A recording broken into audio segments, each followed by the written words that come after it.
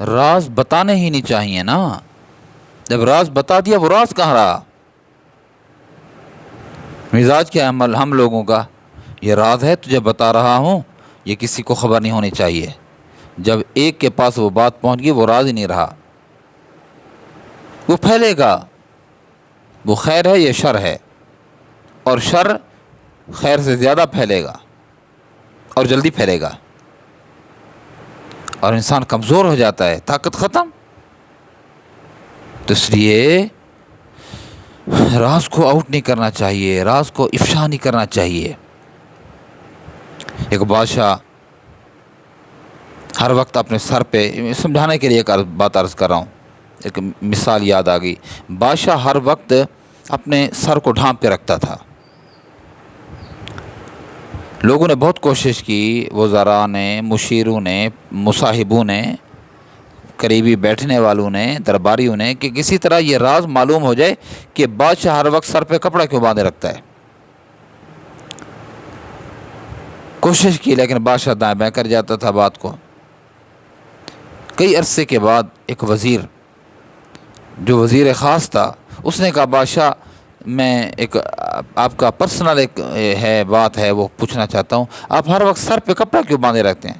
بادشاہ نے کوشش کی کہ دائیں بائیں بات کو گھما پھیر کے اس کی توجہ ہٹائیں، لیکن وزیر تھا، اس کی سوئی اٹکی ہوئی تھی.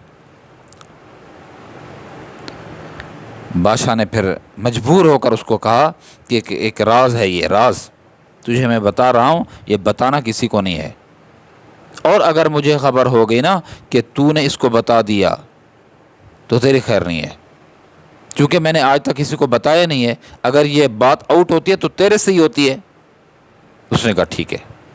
کہا کہ میرے سر پہ سینگ ہے، میں اس سینگ کو چھپاتا ہوں. یہ کہاوتیں یا مثالیں جو ہوتی ہیں نا، یہ سمجھانے کے لیے ہوتی ہیں، سمجھے؟ تو کیا کہا اس نے کہا کہ سر پہ سینگ ہے اس لیے میں ہر وقت سر پہ کپڑا اوڑھے رکھتا ہوں. اس نے کہا ٹھیک ہے. ایک ہفتہ نہیں گزرا تھا، پورے ملک میں تہمے لگے ہوئے تھے نا لوگ، پورے ملک میں یہ بات آگ کی طرح پھیل گئی کہ بادشاہ کے سر پر سینگ ہے. بادشاہ بڑا پریشان. اس نے اس وزیر کو بلایا، کہا کہ راز میں نے تجھے دیا تھا اور تو نے اس کو افشا کر دیا، لہذا سزا کے لیے تیار ہو جاؤ. اس نے عجیب بات کہی، کہنے لگا کہ بادشاہ سلامت، آپ مجھے سزا دے رہے نا کہ میں نے راز کو افشا کیا ہے،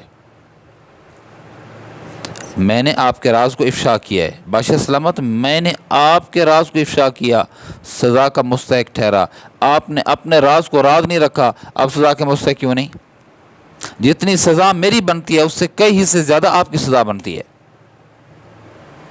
یہ کہاوت ہے، قصہ ہے، واقعہ ہے، بات ہے، جیسے بھی ہے. لیکن کیا ہے کہ جو آدمی اپنے راز کو راز نہیں رکھ سکتا اور دوسروں سے وہ یہ توقع رکھ رہا ہے کہ میرے راز کو راز رکھیں گے، یہ پاگل نہیں ہے؟ اور اپنی طاقت کو، اپنی کمزوری کو دوسروں کے ہاتھ میں دینا ہے. اب وہ جیسے گھمائیں، جیسے چلائیں، ریموٹ ان کے ہاتھ میں آ گیا.